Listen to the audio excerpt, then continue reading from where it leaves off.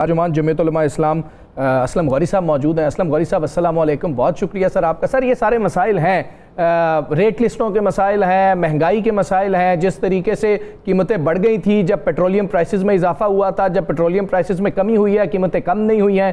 मौलाना साहब भी जलसे कर रहे हैं और तनकीद भी कर रहे हैं मौजूदा हुकूमत पर, लेकिन सर कोई ऐसा प्रेशर गवर्नमेंट पर नज़र नहीं आ रहा कि गवर्नमेंट किसी की बात सुनने को भी तैयार हो। बहुत शुक्रिया आपका जी। मैं एक तो इसमें आपकी बात को सेकंड करूंगा कि सूरत हाल ये है कि बिल्कुल जिस तरह पेट्रोल की कीमतें जब बढ़ाई थी और जिस शिद्दत से उसके प्राइसेस मार्केट के हाई हुए थे, अब इनके कम करने के बाद एक बिल्कुल उस तरह कम नहीं हुए, ना ट्रांसपोर्ट में कम हुए, ना किसी और जगह कम हुए और बिल्कुल इस पे गवर्नमेंट की तवज्जो नहीं है। और गवर्नमेंट के अदारे हैं जो इस काम के लिए हैं, और लेकिन अफसोस की बात है कि कहीं वो अदारे काम करते हुए हमें नजर नहीं आ रहे। दूसरी बात यह है कि जो आपने फरमाया, बात यह है कि हम तो अपोजिशन में हैं और अपने जुस्से के मुताबिक अपना हिस्सा डाल रहे हैं। आपको पता होगा कि हमारे इन जो जलसे हो रहे हैं, जो हुकूमत पे दबाव कितना बढ़ रहा है, शायद आपको इसका अंदाजा नहीं है। जब हम कराची का जलसा करने जा रहे थे, मेरी शायद उन दिनों में आपसे बात हुई थी, तो हमें हर तरफ से दबाव था कि वहाँ सूरत हाल बहुत खराब है, मौला की जान को बहुत खतरा है, वो इलाका ठीक नहीं है।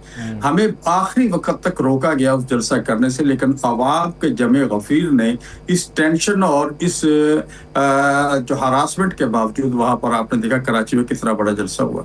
द सेम पोजीशन हुई आपके सामने पशीन में। पशीन में तो 3 दिन तक पेट्रोल पंपों से पेट्रोल शॉर्ट कर दिया गया और हमारे लोग बड़ा महंगा पेट्रोल मोटरसाइकिलों में 900 और 1000 रुपये लीटर डाल के, तो उन्होंने 5-5, 6-6 आदमियों ने सवारी सफर करके और वहाँ पहुंचे। और मैं आपके आज के इस प्रोग्राम के जरिए मैं बलूचिस्तान की हुकूमत को बताना चाहता हूँ कि वो इस वक्त 3-4 पार्टियों के साथ मरहूबा है जो मिल के हुकूमत बनी हुई है। वो सारी हुकूमत मिल के अगर JUI के पशीन जलसे के निसफ जलसा करके दिखा दे बलूचिस्तान में, तो मैं मान जाऊंगा कि उनका मैंडेट दुरुस्त है।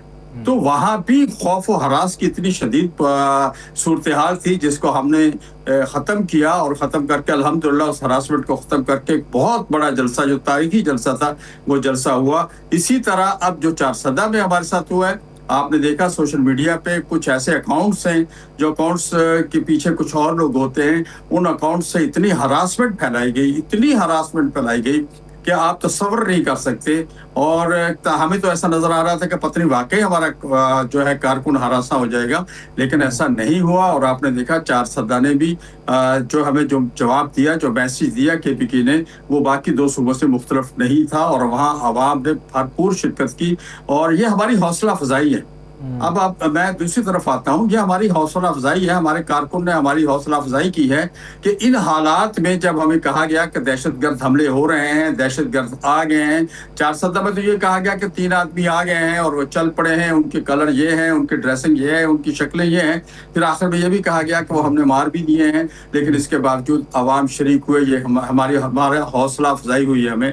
हमें इससे अंदाजा हुआ है कि कौम हमारे हर हाल में हमारे साथ, हमारा कारकुन खड़ा हुआ है। और उन लोगों को जो लोग नहीं चाहते थे, ये मैं वो आपके उस सवाल की तरफ आ रहा हूँ कि वो हमारे जलसों के प्रेशर को बर्दाश्त नहीं कर सकते हैं और वो हैरान है कि इन हालात में भी ये हमारे ऊपर दबाव और प्रेशर बढ़ा रहे हैं।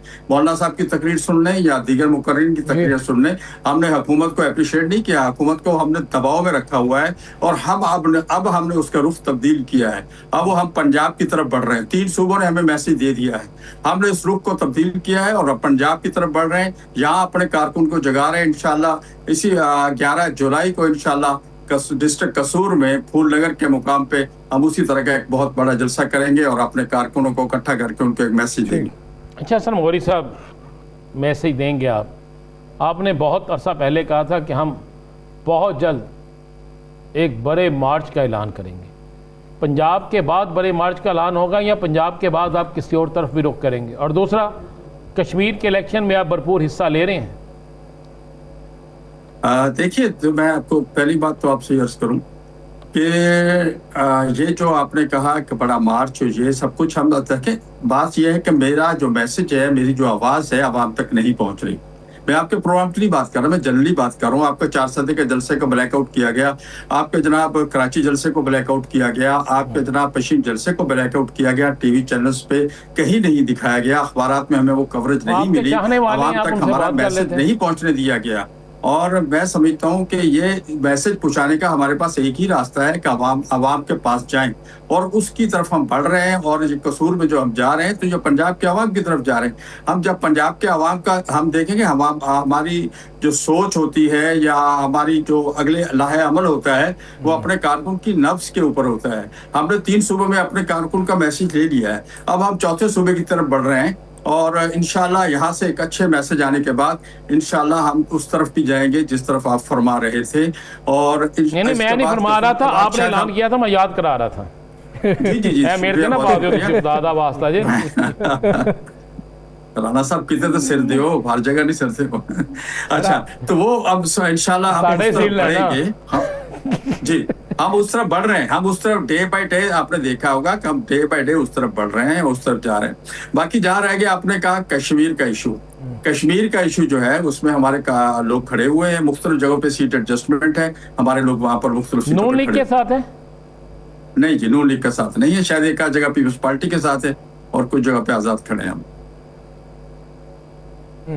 जी साकिब साहब। अच्छा, ये बताइएगा गौरी साहब, पिछले दिनों जो अभी रिसेंटली बल्कि मौलाना साहब ने असम्बली के फ्लोर पे स्पीच की, तो उसमें उन्होंने खुसूसी तौर पर उनके माजी के मुखालिफ हैं इमरान खान साहब जो है वो, तो उनके हवाले से उन्होंने कहा कि रिहा करें उनको, और वो जो करने दें उनको, जो कुछ करना है उन्होंने बाहर आएँ, सियासत करें, जो भी है। तो इस पे क्या जो एक सोच मौजूद है आपकी तरफ भी और दूसरी तरफ की भी, कोई जो अपोजिशन का कोई मुतहिदा तौर पर कोई मूवमेंट शुरू करें? क्योंकि अपोजिशन पे बहुत क्रिटिसिज्म, आप अपनी बात करते हैं, वो अपनी बात कर रहे होते हैं, अपने जो है यकीनी तौर पर आप हाईलाइट उसको कर रहे हैं कि मुतहिदा आवाज़ आए, हुकूमत को कम से कम फ़र्क तो पड़े ना, हुकूमत को कोई टेंशन तो हो कि कोई जो है वो हम के सर पे खड़ा है यार, कि ये आप क्या कर रहे हैं। तो वो जो मुतहिद होने वाला मामला है, वो बात कोई आगे बढ़ी या उसमें अभी तक कुछ भी पेशरफ्त नहीं है? साकिब साहब, बहुत शुक्रिया आपने मुझे एक चीज और भी याद करा दी कि पार्लियामेंट में भी हमारा ब्लैकआउट किया जा रहा है। वहाँ भी मौलाना साहब जब स्पीच शुरू करते हैं तो टीवी चैनलों पे और कहीं भी नहीं दिखाई जाती, बाकी सबकी दिखाई जाती है। तो बहुत शुक्रिया आपका कि आपने याद कराया। बाकी जो दूसरा इशू आपने बात की कि हम इस वक्त मुतहिदा अपोजिशन, हमारे ताल्लुकात हैं, हम आपस में राब्ते में भी हैं, मिलते मिलाते भी रहते हैं, इश्यूज पे बात भी करते हैं।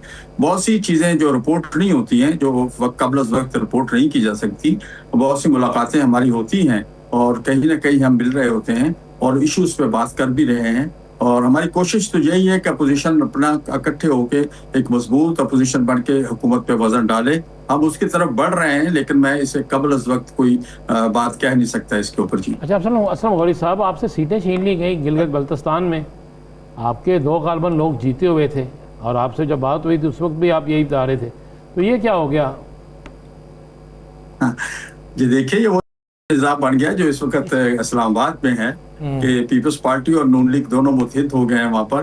बिलावल साहब ने खुद कहा कि मेरी एक सीट के बारे में बिलावल साहब ने खुद कहा कि वो जीत चुके हैं, और मज़ीद बात ये करता हूँ कि मेरी दोनों सीटें जीती हुई हैं, जो मेरे पास ऑन रिकॉर्ड है वो जीती हुई हैं। और तो जब हमारी जीती हुई एक सीट पर तो बिलावल साहब कह रहे हैं कि जेयूआई की ये सीट थी और उनको मिलनी चाहिए थी, वो जीत चुके थे, लेकिन दूसरी सीट पे बिलावल साहब का ये आदमी कब्जा करके बैठा हुआ है। और बड़ी हैरानकुन बात है कि एक तरफ तो पीपल्स पार्टी के दोस्त ये कहते हैं, खुद बिलावल साहब ने पार्टी के सरबराह हैं, उन्होंने फरमाया है कि वहां पर इलेक्शन सही नहीं हुआ, चाहे वो मेरी एक सीट के बारे में कहा हो, तो फिर आप हुकूमत क्यों बनाने जा रहे हैं? तो फिर आप तो अपनी बात की खुद नफी कर रहे हैं। मैं समझता हूँ आपके सवाल के अंदर बहुत सारे सवाल हैं और ये मैं उन्हीं के लिए छोड़ रहा हूँ जो लोग खुद आके टीवी चैनलों पे बैठ के ये भी कहते हैं कि वहाँ इलेक्शन सही नहीं हुआ और फिर उस हुकूमत का या हक के हुक्मरानी के लिए अपना प्रोसेस का हिस्सा बन जाते हैं। इसी तरह वो इस्तेकाम पार्टी जिसका कोई वजूद ही नहीं था कश्मीर में, वहां पर कुछ पुराने लोग जो पीटीआई से भागे और भगोड़े थे, उन लोगों को इकट्ठा करके वो पार्टी बनाई गई,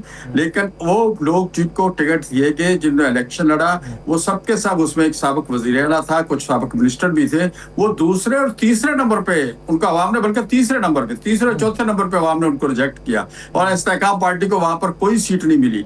और इसके बावजूद जो वहां पर आजाद जीते थे उनको पकड़ के कानून मरोड़ के उनको जबरदस्ती इस्तेकाम पाकिस्तान पार्टी में शामिल किया गया। ठीक है असलम गौरी साहब, नहीं हो बहुत रहा। शुक्रिया। असलम गौरी साहब बहुत शुक्रिया, आपका प्रोग्राम में हमें ज्वाइन किया।